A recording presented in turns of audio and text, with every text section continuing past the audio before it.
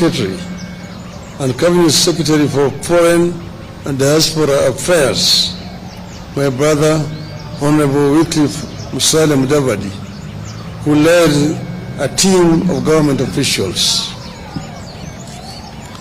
This was in regard to my candidacy for the African Union Commission chairmanship.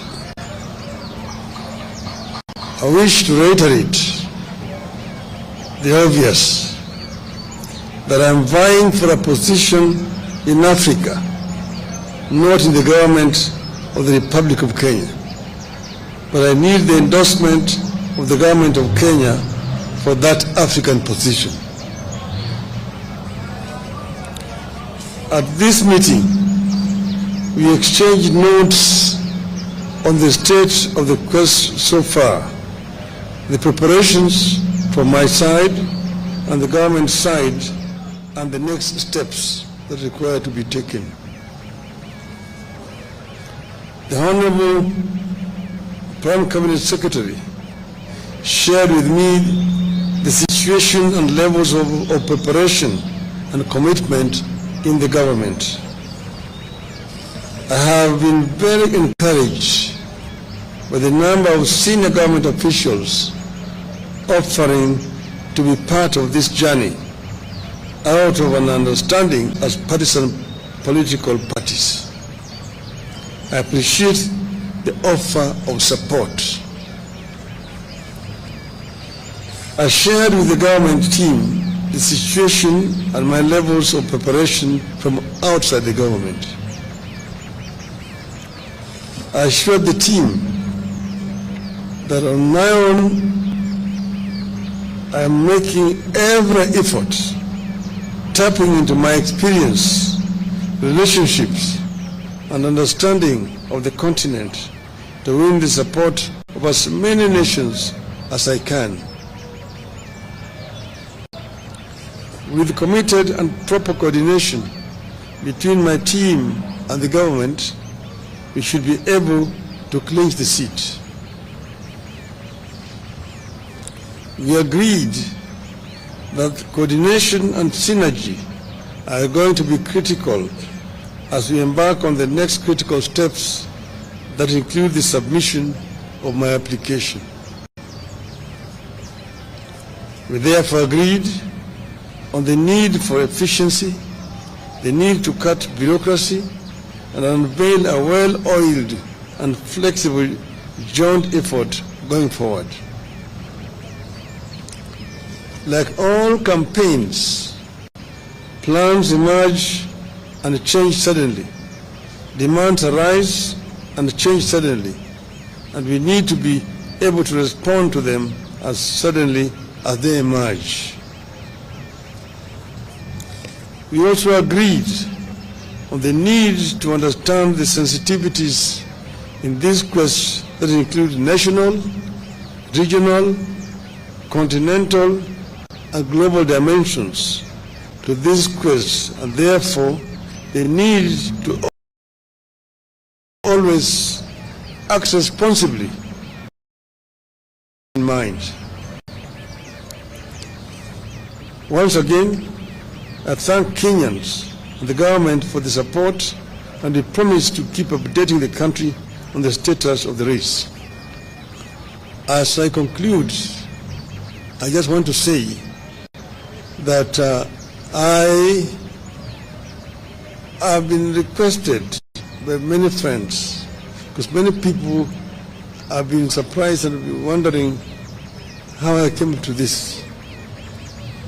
Many of my friends from outside Kenya approached me and told me that this position of AU chairmanship is becoming vacant next year. They have looked around the continent and feel that among the people who may offer themselves, you have the best credentials to take this organization forward. After lots of soul searching and consultations among my colleagues and friends, I made the decision to agree to accept the the request.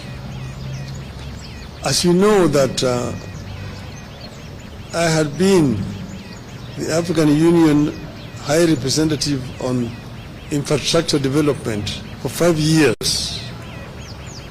That position gave me an inside picture of what is happening in the AU, what the potentialities are in the AU, what are the challenges, and what are the weaknesses that they exist there.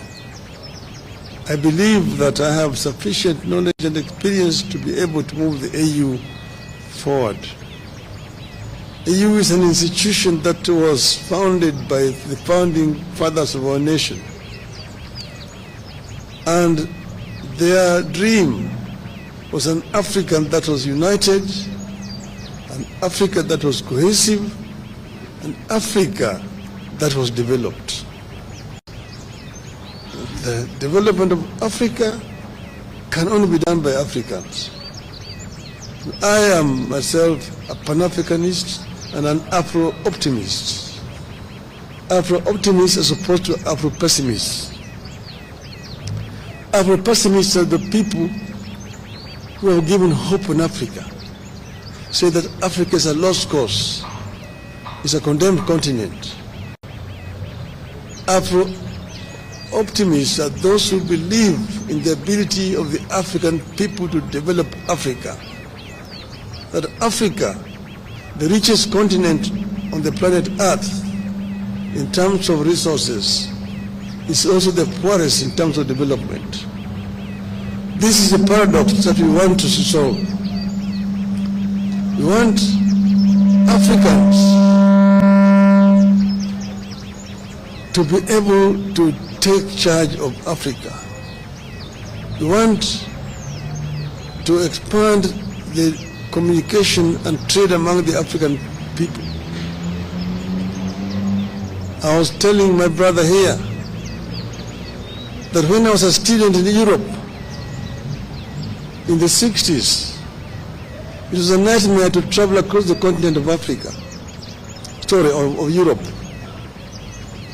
In Europe, to move from one country to the other, you needed a visa. And if you did not have a visa to transit in one country, they arrested you at the border and returned you where you come from. Today, you can travel across the whole of Europe, the Schengen visa. You want to enter somewhere and you can go to all parts of Europe. Yet in Africa, you still have a problem. Aliko Dangote, one of the most prominent African businessmen, was saying just the other day that he needs 35 visas to travel across the continent of Africa. His French counterpart, who is his competitor, does not need, using a French passport. With a Nigerian passport, you need 35 visas to travel on the continent of Africa. You ask yourself, why? Why can you not have one African visa? It can be done. We can connect the whole of this continent. And that's why I've been talking of the story of African lion. That the African lion must wake up now and claim the 21st century as the African century. Thank you, ladies and gentlemen.